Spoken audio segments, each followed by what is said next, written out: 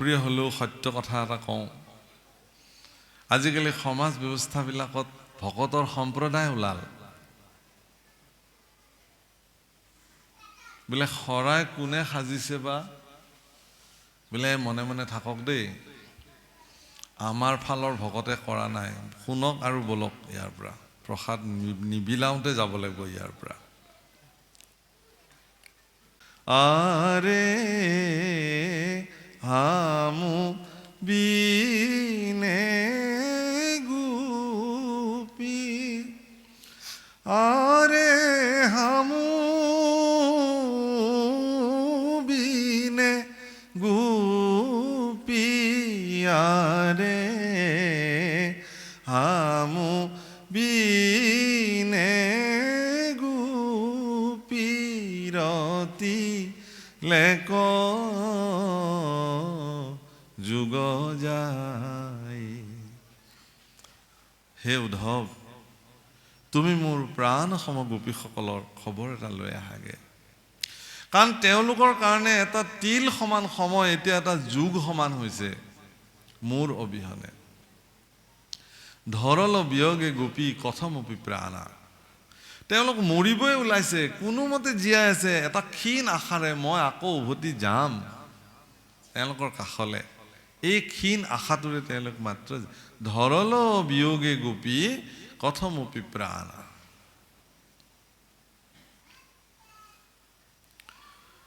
গতিকে তেওঁলোকে কেতিয়াবা খোজকাঢ়ি গৈ দেখিছে যে বৃন্দাবনত ভগৱান কৃষ্ণৰ পদচিহ্ন ধ্বজ বজ্ৰ অংকুশ পদ্ম পঞ্চচিহ্ন বিদ্যমান হৈ আছে। এনেকুৱা চিহ্ন যদি বৃন্দাবনত কেতিয়াবা দেখিছে, সেই খোজৰ পদধূলিকে বুকুত সাৱটি বাগৰি বাগৰি বাগৰি বাগৰি কান্দিছে, বাগৰি বাগৰি কান্দিছে। হে প্ৰভু, হে প্ৰাণ প্ৰিয়তম, হে কৃষ্ণ, তোমাৰ এই পদস্পৰ্শ আমি কেতিয়া পাম? তোমাৰ এই কৃপা হস্ত আমাৰ শিৰত কেতিয়া পৰিব? তোমাৰ সেই দিব্য শৰীৰৰ আলিংগন আমি আৰু কেতিয়া পাম? তাৰ ব্যতিৰেকে পৃথিৱীত তেওঁলোকৰ কাৰণে কোনো বস্তুৰে মূল্য নাই। প্ৰভুসকল, ভগৱান কৃষ্ণ ব্যতিৰেকে তেওঁলোকৰ জীৱনত কোনো বস্তুৰে মূল্য তেওঁলোকে নামানে।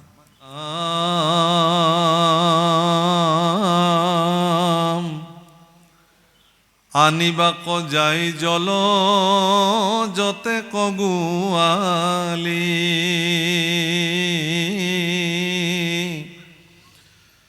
ও দেশ গুয়া যমুনাৰ সুকুমল বালি।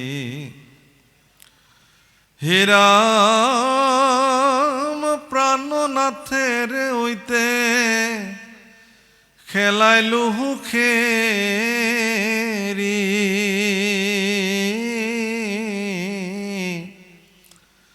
হা কৃষ্ণ বুলি তৈতে পৰি পাৰৈ গেৰি।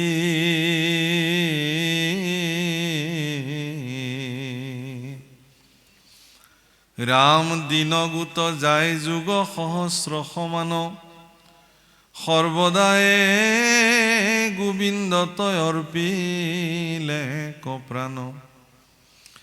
হে ৰাম দেখিব কমল নেত্ৰ আশীবন্ত হৰি, ও আশাতে খে আছো কথমপি প্ৰাণ ধৰি। মই এইখিনি কথা অলপ আগতে কৈ গলো। ধৰল বিয়োগে গোপী কথমপি প্ৰাণ, এটা ক্ষীণ আশা, তুমি আহিবা প্ৰভু, তোমাক সাক্ষাৎ পাম। প্ৰভুসকল, আমি যিবিলাক ভক্তই ভগৱানৰ ওচৰত সমৰ্পিত হওঁ, আমাৰ আশাবিলাক বিষয়ী নহয়, হ'ব নালাগে। আমি এটা কথাত খুব বিশ্বাসী, আৰু এই কথাটো ভগৱান সকলো ভক্তৰ ওচৰতে নিবেদন কৰোঁ যে ভগৱানক সমৰ্পিত ভক্তসকলৰ কোনো শ্ৰেণী বিভাজন নাথাকে। মই আকৌ কৈছোঁ কথাখিনি, ভগৱানত সমৰ্পিত ভক্তসকলৰ কোনো শ্ৰেণী বিভাজন নাথাকে। এওঁলোক অমুক ভকত, তেখেতলোক তমুক ভকত। আজিকালি অপ্ৰিয় হ'লেও সত্য কথা এটা কওঁ, আজিকালি সমাজ ব্যৱস্থাবিলাকত ভকতৰ সম্প্ৰদায় ওলাল। বোলে শৰাই কোনে সাজিছে বা, বোলে মনে মনে থাকক দেই, আমাৰ ফালৰ ভকতে কৰা নাই, শুনক আৰু বলক ইয়াৰ পৰা, প্ৰসাদ নিবিলাওঁতে যাব লাগিব ইয়াৰ পৰা।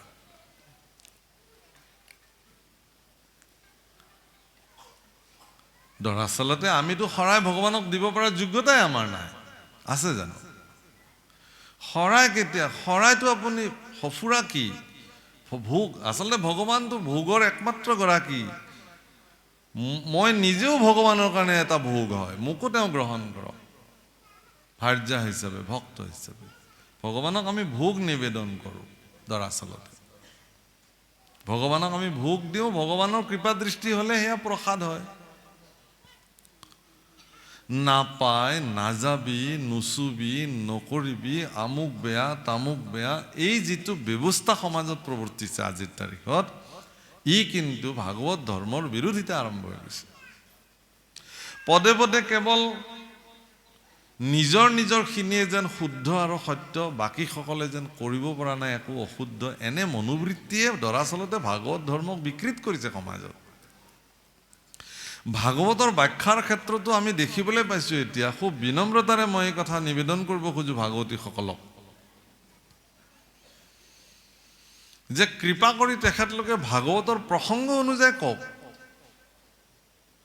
ভাগৱতৰ মাধ্যমেৰে কাকো নিন্দা কৰাটো কোনো কাৰণত উচিত হ'ব নোৱাৰে। ভাগৱতৰ পদৰ প্ৰাসংগিকতাত কাৰোবাৰ ধৰ্ম ব্যৱস্থাক সমালোচনা কৰাটো ভাগৱতে কেতিয়াও কোৱা নাই। আস্থা যাৰ, অস্মিতা যাৰ যেনেকুৱা, তেওঁ তেনেধৰণে আগবাঢ়িব, মোৰ ক'বলগীয়া নাই। ভগৱানক আপুনি কি ধৰণে ভজিব সেইটো আপুনি বুজিব। ভাগৱত শাস্ত্ৰই নিৰ্ণয় কৰিছে, ঠিক আছে, ভাগৱত শাস্ত্ৰই নিৰ্ণয় কৰিছে, কিন্তু ভাগৱত শাস্ত্ৰই কেনেধৰণে নিৰ্ণয় কৰিছে সেইটোও চাব লাগিব। কাৰোবাৰ মনত অসন্তুষ্টি প্ৰদান কৰি, কাৰোবাক কটু সমালোচনা কৰি, কাৰোবাক বেয়া বুলি দেখুৱাই দি পেলাই মই এটা শুদ্ধ ৰাস্তাৰে কিন্তু যাব নোৱাৰোঁ, এইটোও ঠিক। গতিকে সেই প্ৰভুসকল, ভাগৱত এভাগেই, মহাপুৰুষ আমাৰ এজনাই গুৰুজনা, তাৰ প্ৰপন্ন শিষ্য মহাপুৰুষ মাধৱদেৱ গুৰুজনাৰো দৰ্শন একেখিনিয়ে। আৰু পৃথিৱীত সমস্ত ভক্তসকল একেই ভগৱানক সমৰ্পিত ভক্ত, ভক্তৰ মাজত কোনো পাৰ্থক্য নাই। আৰু এইটোও ঠিক যে ভকতক আপুনি বিভাজিত কৰিব পৰা সামৰ্থ্য আপোনাৰ মোৰ নাই। ভকতক আমাৰ ভাগৱততে নিমিনৱসিদ্ধ সংবাদত বা হেৰিত লিখিছে যে, তৃতীয় স্কন্ধটো কপিল দেৱতী সংবাদত উল্লেখ আছে যে প্ৰাকৃত ভাগৱত, মধ্যম ভাগৱত, উত্তম ভাগৱত, উত্তম উত্তম ভাগৱত, এইবিলাক বৰ্ণন হৈছে। কিন্তু এইবিলাক কোনে ভাগ কৰিব? আপুনি মই পাৰিম জানো? আপোনাক মই চাৰ্টিফাইড কৰিব পাৰোঁ নেকি যে আপুনি উত্তম ভাগৱত ভকত? মই আপোনাক ক'ব পাৰিম নেকি যে আপুনি এতিয়াও উত্তম হ'ব পৰা নাই, আপুনি প্ৰাকৃত অধম ভকত হৈ আছে? কোনেও কাকো চাৰ্টিফাইড কৰিব নোৱাৰে, ক্ষমতাই নাই। আমাৰ দৃষ্টিত এটাই, আপোনালোক সকলো ভক্ত। এইটোও ঠিক, কোনোবাই যদি ভক্ত হোৱা নাই আৰু ভক্ত নোহোৱাকেও যদি তেওঁ ভক্তৰ সেৱা গ্ৰহণ কৰিছে, তেতিয়াহ'লে তাৰ পৰিণাম তেওঁ ভুগিব, সেৱা কৰোতাজনৰ একো নহয়। মইতো আপোনাক ভকতেই মানিছোঁ, আপুনি ভকত হ'ব পাৰিছেনে নাই সেইটো আপোনাৰ কথা, কিন্তু মোৰ দৃষ্টিত আপুনি ভগৱানৰ সেৱক, ভক্ত, এই বুলি মই আপোনাৰ চৰণত প্ৰণাম জনাইছোঁ। মোৰ সেৱা আপুনি গ্ৰহণ কৰি মোক কৃতাৰ্থ কৰক। হে প্ৰভুসকল, ভক্তসকল এই দৃষ্টিভংগীৰে যেতিয়া এজন ভক্ত নিৰ্মাণ হ'ব সমৰ্পিত মনোবৃত্তিৰে, তেওঁৰ প্ৰতি ভগৱানৰ যি কৃপা, সেয়া আজি গোপী উদ্ধৱ সংবাদত প্ৰকাশিত হৈছে। ভগৱানক নাপাই পেলাই গোপীসকল জীৱনৰ সৰ্বোচ্চ যেন হেৰুৱাই পেলাইছে, পদে পদে তেওঁলোকে যেন সকলো হেৰুৱাইছে, এই কথা প্ৰকাশ কৰিছে। হে ৰাম কৃষ্ণ বিনে যেন ভৈল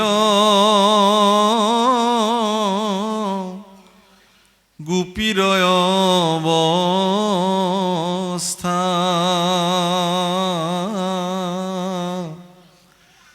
ও ভকত বান্ধৱ মাধৱে শুনি কথা ও নসহে হৃদয় দুখে মনে গুণিলন্ত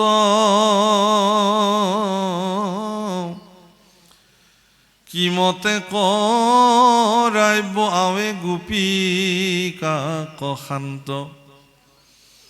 কোনজনে সাধিবে ৰহস্য ইটো কাজ ই কথা কোৱানত কহন্তে আছে লাজ হেন শুনি মনে হৰিয়াচন্তয়া পুনি পৰম ভকত উদ্ধৱক পাইলা গুণী ভগৱান কৃষ্ণই মথুৰাত থাকিয়ে মনে মনে গুণিছে যে মই কাৰ দ্বাৰা এইটো কাম কৰোঁ এনে কোন ব্যক্তিক প্ৰেৰণ কৰোঁ গোকুললৈকে য'ত মোৰ প্ৰাণ গোপীসকলক মই বুজাব পাৰোঁ যে তোমালোকে শান্ত হোৱা ধীৰ স্থিৰ হোৱা ইমান বিভল্ল হৈ নাযাবা নিজৰ কৰ্ম কৰি যোৱা এইখিনি কথা ভাবি থাকোঁতে তেওঁৰ প্ৰপন্ন বা শিষ্য বান্ধৱ সেৱক ভক্ত উদ্ধৱ সেইখিনি সময়ত আহি উপস্থিত হ'ল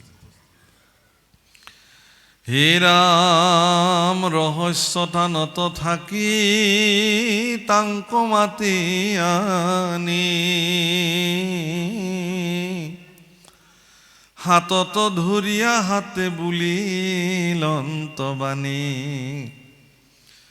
আর মথুরাপুরীত সিতু বৃঞ্চি বংশ মাজে নাহি মোর সখী মুখ্যমন্ত্রী তুমি বাজে শিষ্য বৃহস্পতির বুদ্ধিত নাহি তুল মুহুর বচনে চলা এখনে গোকুল পোষ্টা পিতা মাতাক যিটো নন্দ যশোদাৰ সাধা গয়া সখী তুমি প্ৰীতি তা সম্বাৰ মুহুৰ বিয়োগ দুখে গোপীগণ যত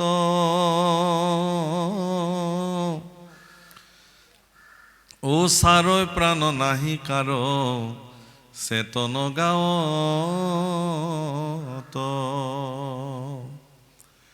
বচন সন্দেহে তা সম্বাক কৰা শান্ত নেদেখো তোমাত পৰে ভকত একান্ত মই এটা দুটা প্ৰসংগ আপোনালোকক কম আজি বৰ ভাল লগা প্ৰসংগ খুব ধুনীয়া প্ৰভুকল গোপী উদ্ধৱ সংবাদ মহাপুৰুষ গুৰুজনাই মই আগতে উল্লেখ কৰিছোঁ যে ভক্তসকলক শৰণ দিবৰ কাৰণে প্ৰথমে গোপী উদ্ধৱ সংবাদ শাস্ত্ৰ মহাপুৰুষে বিশেষভাৱে বিৰোচন কৰিছিল ভাগৱত শাস্ত্ৰত গোপী উদ্ধৱ সংবাদ উল্লেখ কৰিছে আৰু বৰগীততো লিখিছে উচ্চাংগ সংগীত আমি অলপ আগতে পৰিৱেশন কৰিছোঁ উদ্ধৱ চলহু গোকুলে লাহে প্ৰভুসকল ভগৱান কৃষ্ণই এটা শব্দ ব্যৱহাৰ কৰিছে যে তোমাৰ দৰে বন্ধু আৰু মোৰ মথুৰাত বেলেগ নাই তোমাৰ ব্যতিৰেক মুখ্যমন্ত্ৰীও মোৰ আৰু কোনো নাই কাৰণ কংসক মৰাৰ পিছততো ভগৱান ৰজাই হ'ল ক'বলৈ গ'লে মানে তেওঁৱেই অধিৰাজ হৈ গ'ল যদিও তেওঁ কংসৰ পিতৃক পুনঃ ৰাজপাটত বহুৱাইছে কিন্তু এতিয়াতো মথুৰাবাসীয়ে কৃষ্ণৰ কথাই শুনিব কৃষ্ণক মন্ত্ৰণা দিবৰ কাৰণে এগৰাকী বুদ্ধিমান লোকক তেওঁ নিৰ্বাচন কৰিছিলে সেইজন হ'ল বৃহস্পতিৰ শিষ্য পৰম বুদ্ধিমান উদ্ধৱ তেওঁ দেখিলে ভগৱানে যে মোক এজন বিশ্বস্ত লোকৰ প্ৰয়োজন হ'ব আৰু সেইজন উদ্ধৱক তেওঁ নিৰূপণ কৰিলে প্ৰভুসকল ভগৱানে তেওঁৰ লগত কেনে ধৰণৰ ব্যক্তি তেওঁৰ লগত থাকিব আপোনালোকে চাব যে কৃষ্ণ উদ্ধৱ সংবাদ ভাগৱতৰ একাদশ স্কন্ধত কৃষ্ণ বৈকুণ্ঠী পুৰাণৰ সময়ত ভগৱান কৃষ্ণ আৰু উদ্ধৱে যি কথা পাতিছে তাত উদ্ধৱে এটা কথা স্বীকাৰ কৰিছে মই পিন্ধু সাৰ বস্ত্ৰ অলংকাৰ তোমাৰ উচিষ্ট খায়া মই তোমাৰ আকৌ এটা কথা কৈছে শয়নে ভজনে স্নান গোপ্য স্থানে সদা সেৱা কৰোঁ আমি বৰ ডাঙৰ কথা। প্ৰভু অকল আজি মই সামাজিক ব্যক্তি এগৰাকী, মই সত্ৰাধিকাৰ হিচাপে এগৰাকী সামাজিক ব্যক্তি, কিন্তু মই 24 ঘণ্টা সামাজিক ব্যক্তি হৈ থাকিব নোৱাৰোঁ। মোৰো ব্যক্তিগত সময় মোক প্ৰয়োজন আছে। মই স্নান কৰা সময়খিনি মোৰ ব্যক্তিগত সময়, মই ভোজন কৰা সময়খিনি মোৰ ব্যক্তিগত সময়, মই শয়ন কৰা সময়খিনি মোৰ ব্যক্তিগত সময়। এনেধৰণে 24 ঘণ্টাৰ যিখিনি সময় মই সম্পূৰ্ণ ব্যক্তিগত সময় হিচাপে কটাওঁ, সেই সময়খিনিত মই কাৰোবাৰ অধিকাৰটোক নিদিবও পাৰোঁ, সেইটো অনাধিকাৰ হ'ব। আজিও আমাৰ যিবিলাক আমাৰ উদাসীন পৰম্পৰাৰ যিসকল সত্ৰাধিকাৰ প্ৰভু ঈশ্বৰসকল আছে, আপোনালোকে আমাৰ উদাসীন পৰম্পৰাত এটা কথা আজিও মান্যতা আছে যে উদাসীন পৰম্পৰাৰ গোসাঁই ঈশ্বৰসকলে দুটা বস্তুত তেওঁলোক সম্পূৰ্ণ অকলে, শয়ন আৰু ভোজন। এই দুটাত কোনো সংগ তেওঁলোকক প্ৰয়োজন নাই। ভোজনো অকলে কৰিব, শয়নো তেওঁলোকে অকলে। এইবিলাক ব্যক্তিগত সময় তেওঁলোকৰ। আচ্ছা, ভগৱান কৃষ্ণ তেওঁ ভগৱান সমস্ত জগতৰ কাৰণে, হ'লেও তেওঁৰ ব্যক্তিগত জীৱন নাথাকিব নেকি? তেওঁৰো ব্যক্তিগত জীৱন আছে। ভগৱান কৃষ্ণৰো ব্যক্তিগত জীৱন আছে। ব্যক্তিগত জীৱন শয়নে, ভোজন, স্নান আৰু গুপ্তস্থান, তাতকৈও ৰহস্যযুক্ত সময় ভগৱানৰ আছিল। কিন্তু উদ্ধৱে নিজ মুখে স্বীকাৰ কৰিছে, হে ভগৱান, তুমি মোক এনেকুৱা এটা স্থানত ৰাখিলা যে মই তোমাৰ ব্যক্তিগত সময়তো মই তোমাৰ সেৱক। অৰ্থাৎ তুমি যেতিয়া স্নান কৰা মই তোমাৰ লগত থাকোঁ, মই তোমাক স্নান কৰাই দিওঁ। তোমাৰ শয়ন কক্ষত মই থাকিব পাৰোঁ, ভোজন কক্ষত মই থাকিব পাৰোঁ। ভাবকচোন এতিয়া উদ্ধৱক কিমান অধিকাৰ ভগৱানে প্ৰদান কৰিছে। কিয় দিছে এইটো অধিকাৰ? উদ্ধৱক নিৰ্মাণ কৰি ল'বৰ কাৰণে ভগৱানে জানে যে বৃহস্পতিৰ দ্বাৰা উদ্ধৱ শিক্ষিত হৈছে, তেওঁ জ্ঞানী হৈছে সকলো ফালৰ পৰা। এজন সমগ্ৰ বিশ্ব ব্ৰহ্মাণ্ডৰ অধিকাৰী ভগৱানৰ কেনেধৰণৰ শুশ্ৰূষা কৰিব লাগিব সেই কথা জ্ঞানেৰে তেওঁ পূৰ্ণ জ্ঞানী। কিন্তু ভগৱানক ভক্তি কেনেকৈ কৰিব এইটো বৃহস্পতিয়ে কিন্তু শিকাব নোৱাৰে। তেওঁ মনত ৰাখিব, মই এটা বেলেগ ধৰণৰ কথা ক'বলৈ গৈ আছোঁ। আপুনি কিমান বেদজ্ঞ, কিমান পাৰংগত, কিমান বিদ্যানী, সেইটোৰ দ্বাৰা সমাজৰ প্ৰত্যেকটো কৰ্ম আপুনি সাধন কৰিব পাৰে, কিন্তু ভগৱানক ভক্তি কেনেকৈ কৰিব এইটো ভকতেহে শিকাব পাৰে আপোনাক। ভকত ব্যক্তিকে ভক্তি বেলেগে আপোনাক শিকাব নোৱাৰে। উদ্ধৱক যেতিয়া নিৰ্ণয় কৰি লৈছিল ভগৱানে যে এওঁ মোৰ লগত থাকিব গোটেই মই পয়ান নকৰালৈকে, সমস্ত মোৰ কাৰ্যৱলীত তেওঁ মোক মুখ্যমন্ত্ৰীৰ ভূমিকা গ্ৰহণ কৰিব, কিন্তু উদ্ধৱৰ চব আছে, এটা বস্তুৰ অভাৱ আছে, সেইটো হ'ল মোক কেনেকুৱা ভক্তি কৰিব লাগে, কোনটো ভক্তি মই ভাল পাওঁ। সেই ভক্তিটোৰ ট্ৰেইনিং ল'বৰ কাৰণে ভগৱান কৃষ্ণই উদ্ধৱক 3 মাহ কাল, সুদীৰ্ঘ 90টা দিন গোপীসকলৰ লগত প্ৰেৰণ কৰিলে। যা তাতে থাকগে। কেলে? ভগৱান অন্তৰ্যামী নহয় নেকি? সাধাৰণ যুক্তি। গোপীসকলে কি কৰি আছে, কেনেকে তেওঁৰ হৈ কান্দি আছে, ভগৱানে কি মথুৰাত থাকি দেখা নাই নেকি? আৰু বেছি দূৰো নহয় মথুৰাৰ পৰা, দিনতে যায় দিনতে উভতি আহিব পাৰে। ভগৱানে কেলে এবাৰ দিনৰ ভিতৰতে গৈ গোপীসকলৰ খবৰ লৈ আহিব নোৱাৰে নেকি? অৱশ্যে এইটোও ঠিক, গোকুললৈ গ'লে হয়তো গোকুলৰ নাৰীসকলে ভগৱানক আহিবলৈ নিদিব। আৰু এইটোও ঠিক যে গোকুলৰ নাৰীসকলে তেওঁলোকৰ মৰ্যাদাৰ ভিতৰত থাকি পেলাই তেওঁলোকে মথুৰাত অহা নাছিলে, কাৰণ সেইটো মৰ্যাদা আছিল তেওঁলোকৰ। গতিকে উদ্ধৱক ক'লে তুমি যোৱা, তুমি গোপীসকলৰ মাজলৈ যোৱা। হামুচিত বিত নিত হামা কুধিয়া আৰে ধৰ লবি গোপী কথমুপি প্ৰাণা। হামুচিত্ত বিত্ত গোপী হামাকো ধ্যানা। এনেকুৱা এটা ক্ষণ নাই, এনেকুৱা এটা মুহূৰ্ত নাই যিটো মুহূৰ্তত গোপীসকলে ভগৱানক নভবাকে থাকে, ভগৱানক নিচিন্তাকে থাকে। তুমি তেওঁলোকৰ মাজলৈ যোৱা আৰু মোৰ বাৰ্তাখিনি লৈ যোৱা। হেৰা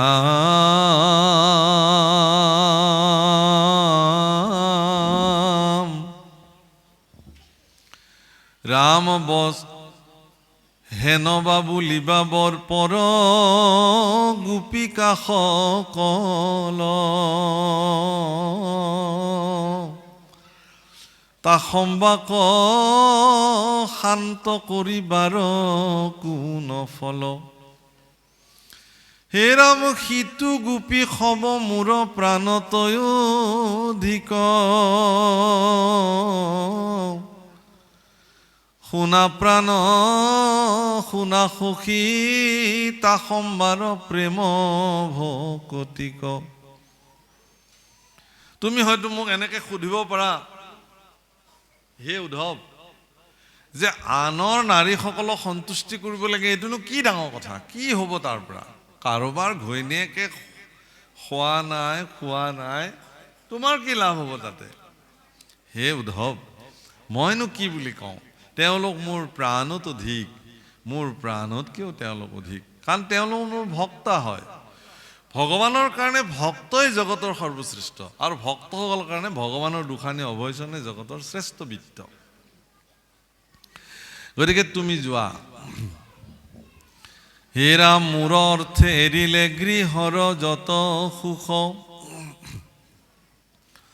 পতি পুত্ৰ বিষয়ক দেশ মহা দুখ ৰাম মুকে সে বল্লভ প্ৰিয়া আত্মা বুলি মানে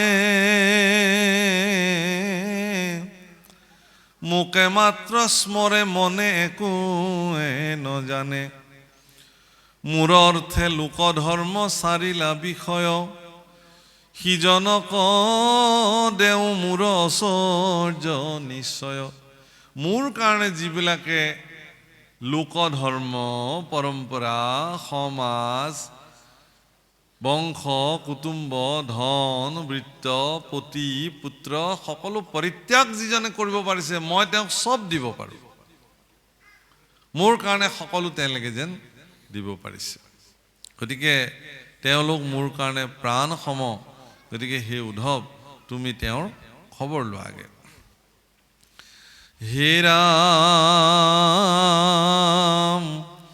মোৰ অৰ্থে ৰাম আইলে মধুপুৰী মুখত দেখিতে নপাৱে মুহুৰ বিৰহ তাপয়াতি তনুতাৱে পৰম বিভল্ল ভাৱে মোৰ গুণ গাই খনে খনে মুক মাত্ৰ স্মৰি মূৰ্ছা যায় গোপী সবে ৰাখি আছে আর গোপী সবে রাখি আছে সি কারণে প্রাণ ও বান্ধব উদ্ধব শুনা তাহার নিদান